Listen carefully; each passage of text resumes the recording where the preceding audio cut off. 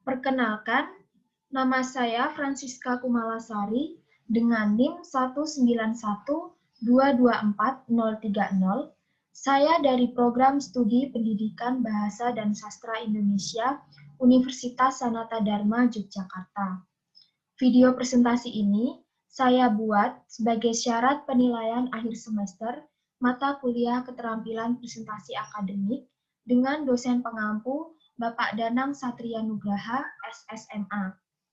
Pada kesempatan ini, saya akan mempresentasikan materi perluasan makna leksem anak dalam bahasa Indonesia.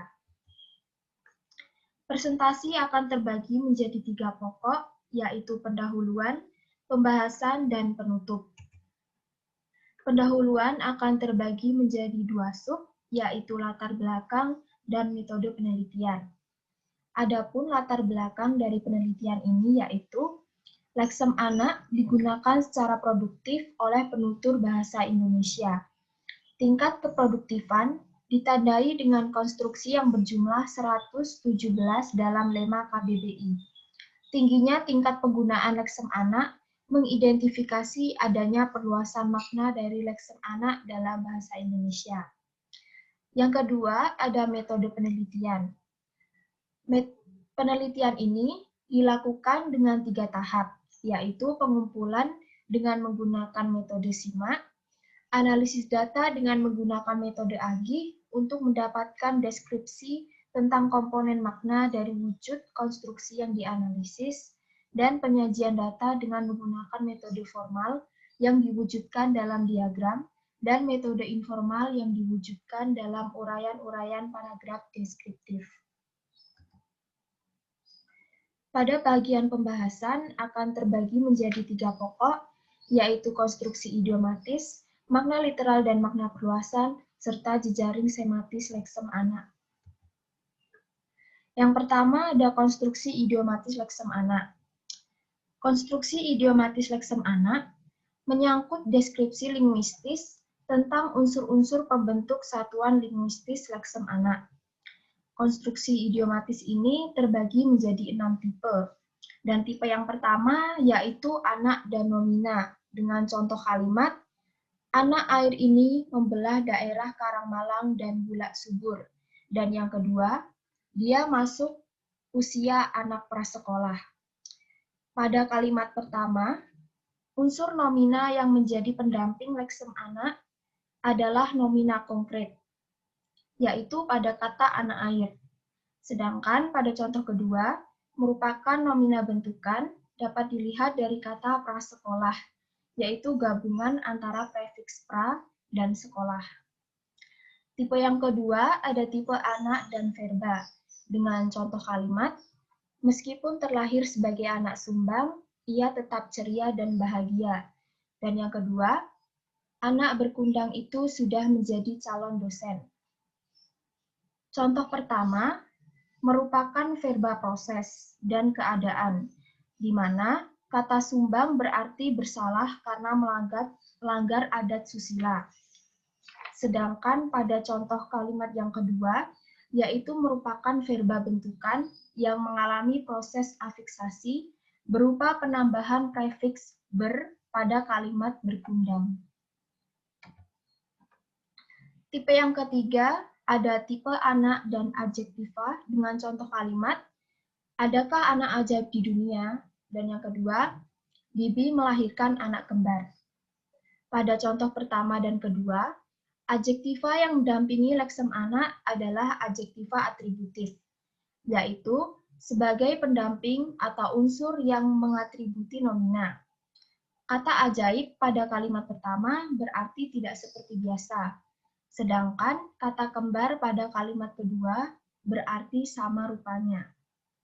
Tipe selanjutnya ada tipe anak dan nomina dengan contoh kalimat, anak domba Allah telah diutus ke dunia.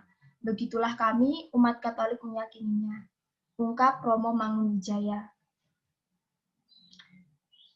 Unsur pendamping leksem anak dalam konstruksi idiomatis dapat berupa 2 nomina.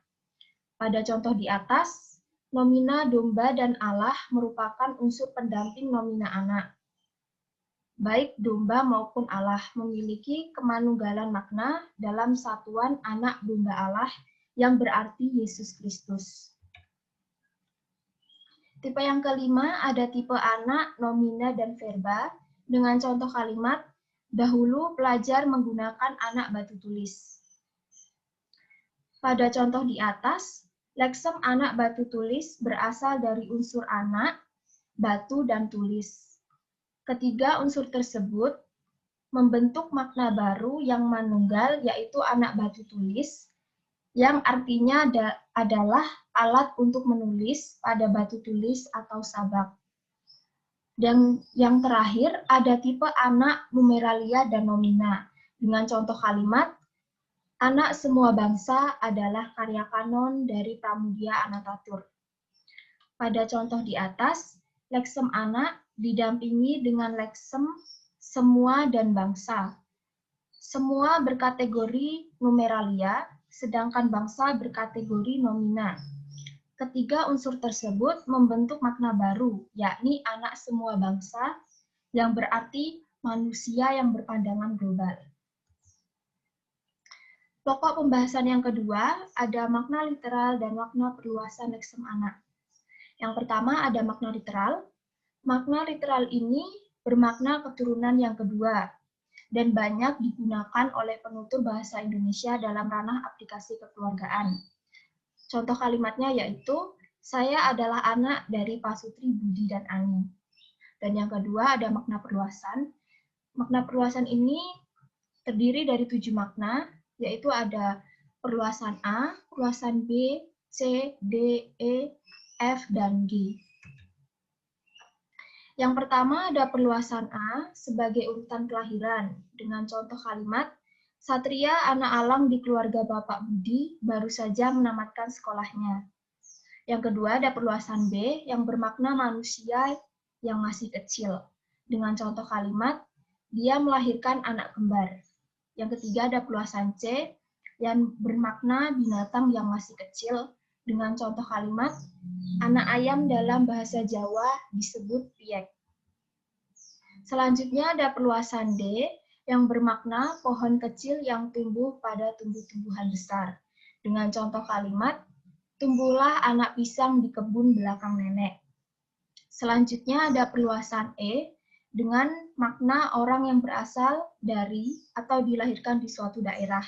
Dengan contoh kalimat, mereka adalah anak kampung yang biasa ronda malam. Selanjutnya ada perluasan F yang bermakna orang yang termasuk dalam suatu golongan. Dengan contoh kalimat, tidak banyak anak buah yang hormat padanya. Dan yang terakhir ada perluasan G yang bermakna yang lebih kecil daripada yang lain. Dengan contoh kalimat, penjual emas itu selalu membersihkan anak dacin miliknya. Dan pokok pembahasan terakhir adalah jejaring sematis leksem anak. Jejaring sematis ini merupakan peta arus perpindahan makna leksem anak. Jejaring tersebut mengilustrasikan relasi sematis antara leksem anak pada ranah literal dan ranah perluasannya. Wujud jejaring sematis leksem anak dapat dilihat dari gambar di bawah ini. Berdasarkan sajian gambar tersebut, dapat dipahami bahwa asalnya leksem anak memiliki sebuah makna literal lalu mengalami percabangan atau perluasan yang dapat dilihat dari gambar di bawah ini. Selanjutnya, kesimpulan dari presentasi ini yaitu perluasan makna leksem anak dapat dibagi menjadi 3 pembahasan, yaitu konstruksi idiomatis, makna literal dan makna perluasan, serta jejaring sematis leksem anak. Adapun saran untuk peneliti selanjutnya yaitu tinjauan ini masih bersifat sepintas, sehingga masih terdapat kekurangan di bagian pembahasan. Untuk itu, peninjau selanjutnya dapat melihat aspek yang belum dicapai, sehingga diharapkan tinjauan dapat lebih lengkap tentang perluasan leksem anak dalam bahasa Indonesia. Sekian presentasi dari saya. Mohon maaf apabila ada kesalahan kata, dan saya akhiri. Terima kasih.